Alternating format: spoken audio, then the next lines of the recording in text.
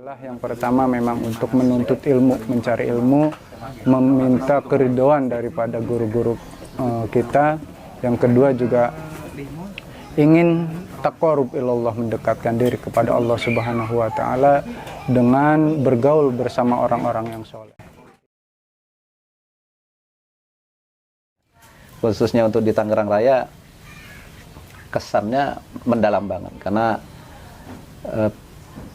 orang Teluk Naga, Kosambi datang ke Limo hanya untuk ketemu Yai Imron, walaupun tanpa Yai Imron, datang ke sini nggak dibayar, nggak disetting, nggak ada amplop, gratisan, datang ya.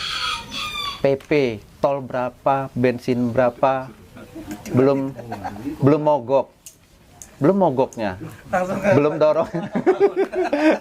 dorong mobilnya, itu banyak sekali dan pengorbanan teman-teman itu banyak, luar biasa emang. Kemudian ini sebentar lagi yang mau datang teman-teman dari Serang, itu bela-bela memang dari Serang datang ke sini sampai sewa mobil, itu berarti giroh mereka di KBRA itu cukup tinggi. Dan kalau dari saya pribadi melihat sebaran teman-teman KBRA itu banyak dari teman-teman bukan pesantren saja, tapi dari teman-teman pabrik, teman-teman buruh, teman-teman pasien, yang pasien kemudian mau memperbaiki dirinya menjadi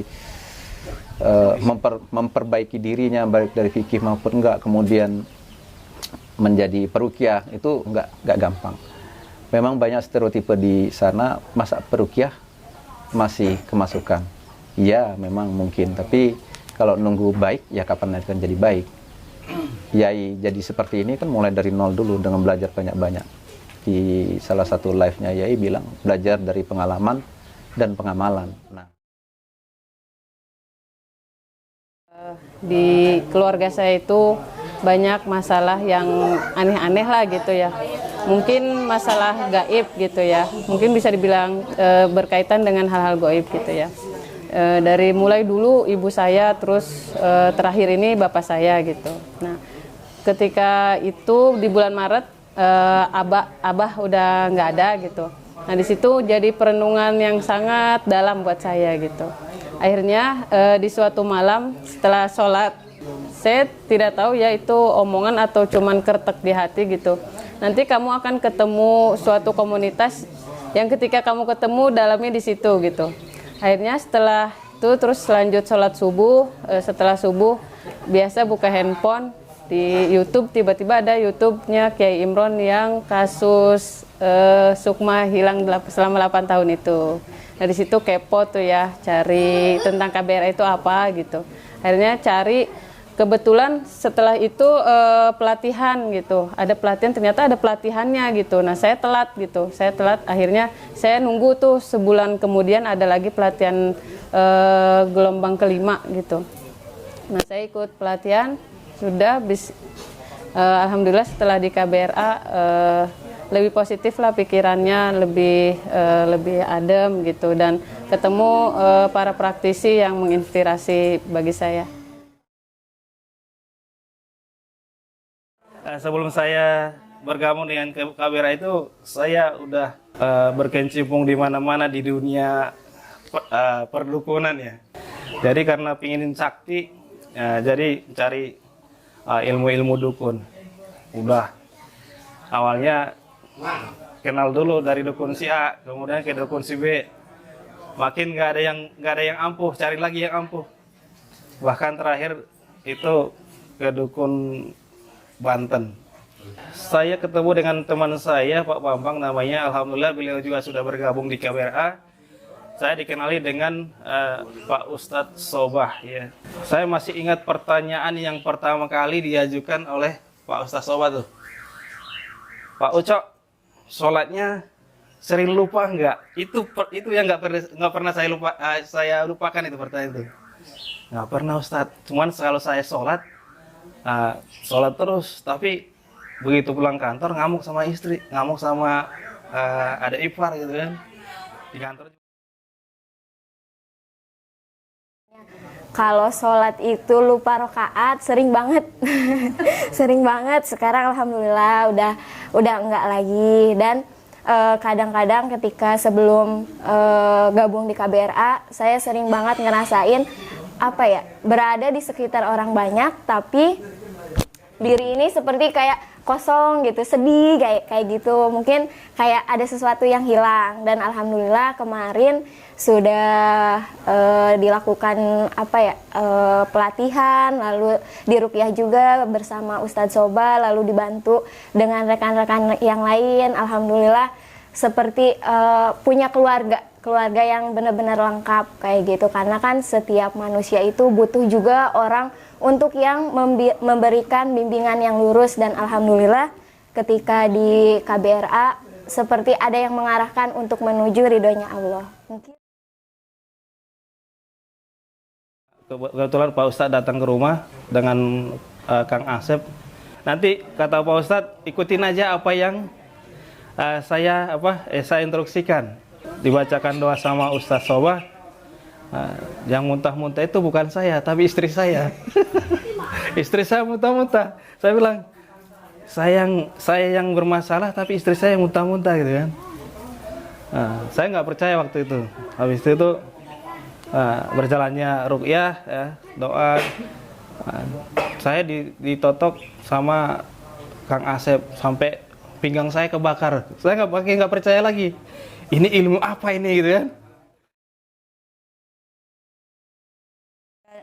Masuk KBRA sungguh luar biasa, dahsyat sekali doa-doanya yang saya rasakan, ya.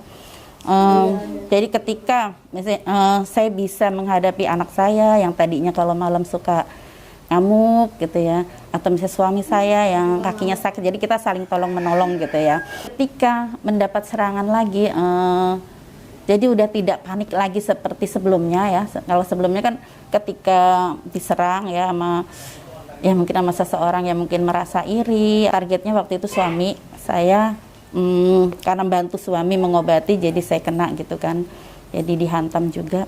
Nah dengan itu alhamdulillah jadi bisa menangani sendiri dengan bimbingan Kiai Soba dan teman-teman gitu. Saya sering bilang sama Ustadz Soba, saya dulu aktif di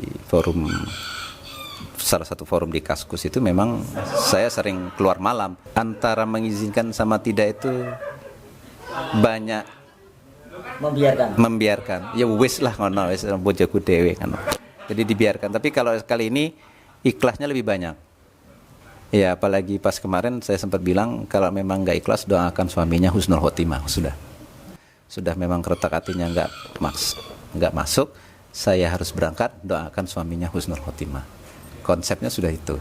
Nah, karena cuma itu, karena asal dari Allah, pulang ke Allah. Kenal dengan Ustadz Soba, kemudian beliau mungkin lihat sendiri di YouTube, itu ada rasa percaya mungkin ya dengan KBRA lebih dalam ketimbang forum saya dulu. Memang forumnya memang forum supranatural. Tapi yang sekarang tidak bicara forum supranatural, bukan bicara ruqyahnya, bukan mencari siapa yang diruqyah, siapa yang sakti atau siapa yang bisa banyak ininya, tapi bagaimana istri saya nyaman ketika saya keluar. Kemana? Ke Ustadz Soba. Kemana? Ke Ustadz Miftah di Gembor. Ngapain? Rotib. Pulang jam berapa? Jam 1. Itu jauh lebih tenang sekarang karena tahu acaranya. Kalau dulu emang saya kurang enggak, sebelum KBRA kurang sreg gitu ya di hati ya.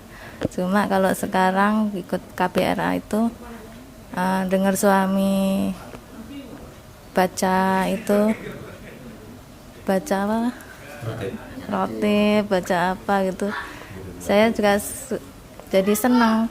Hatinya jadi terasa tambah tenang kayak gitu. Mas Dian juga lebih tenang gitu, lebih nggak gampang emosi gitu, lebih tenang hatinya, gitu aja.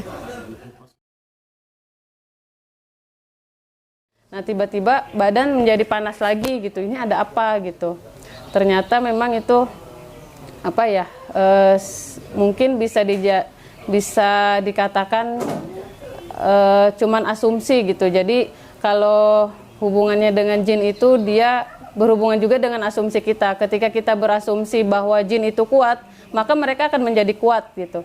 Tapi ketika kita berasumsi ya kita sama-sama makhluk gitu, dan manusia adalah makhluk yang lebih kuat. Jadi sebaik-baiknya jin itu adalah seburuk-buruknya manusia gitu. Jadi anggapan itu yang harus tertanam dalam diri. Nah, setelah dirubah asumsinya, maka badan saya menjadi adem lagi. Terus juga yang paling menurut saya ya, yang paling penting adalah hati kita harus terus diisi dengan kalimat Allah gitu, jangan sampai lepas, sehingga yang terisi di hati kita itu bukan hal-hal negatif, tapi hal-hal yang lebih positif dan menjadi cahaya yang menerangi bagi diri kita, keluarga, dan yang lainnya gitu.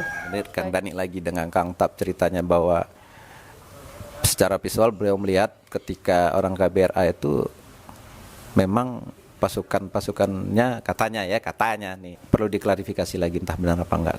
Pasukannya itu kalau memang kita ikhlas sama Allah sejauh mata memandang, dan senjatanya itu jauh lebih advance ketimbang jin-jin yang biasa-biasa. Memang pasukan itu menurut pengakuan salah satu orang di Ruqyah saat itu hanya cerita ya, anggap aja ini cerpen ya, Harry Potter, The Lord of the Ring, Wiro Sableng lah gitu. Nah itu senjatanya advance. Jadi kalau orang teman-teman peruqyah itu harus yakin ketika membuat innallaha sayyidiluh itu memang benar-benar kesabet. Emang itu benar-benar lukanya sangat dalam, apalagi dia yang markinya sudah manjing sudah manjing, benar-benar manjing. Itu ketika innallaha sayyidiluh disabet gitu, itu rasanya seminggu nggak hilang ya Dan ya, seminggu nggak hilang. Nah itu memang terasa. Jadi teman-teman sebagai peruqyah ya harus yakin sama Allah, tentu yakin sama Allah, lagi-lagi sama Allah, lagi-lagi sama Allah. Semrotib bacaan ruqyah nggak ada guna kalau nggak ada digantungin sama Allah. Ya konsep itu yang kami coba terapkan di keluarga, gantung sama Allah. Anak di pesantren gimana? Waduh, anak di pesantren dibully. Itu udah makanan hari-hari. Jadi gimana gantung sama Allah? Biar Allah yang bikin skenario untuk anak-anak nanti, skenario untuk usaha nanti. Jadi kenapa saya mendekat ke sini? Karena saya kerja di pabrik. Kalau kerja di pabrik umur 55 tahun berhenti. Habis sudah. Terus mau ngapain? Bukan jadi peruqyah, tapi mendekatkan diri sama Allah. Yang tadinya sholatnya nggak mau, begitu saya ruqyah dengan izin Allah, karena ruqyah itu kan bukan menghilangkan jin dan setan juga kan.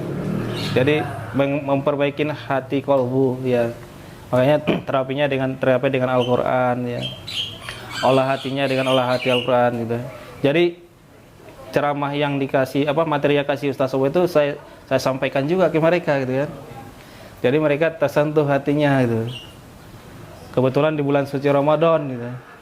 Alhamdulillah setelah saya ruqyah ya, pikirannya mereka tenang. Sampai sekarang mereka masih WA saudara, masih WA gitu. Gimana?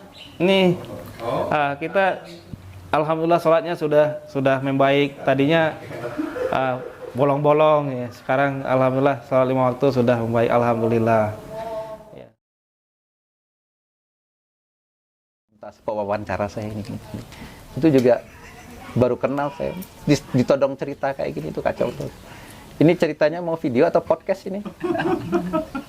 Podcast. Saya masih ada cita-cita podcast. Jadi kalau memang mungkin ada nextnya kita podcast. Jadi ya itu diajak berbincang santai per segmen, dan bukan hanya Yai tapi juga beberapa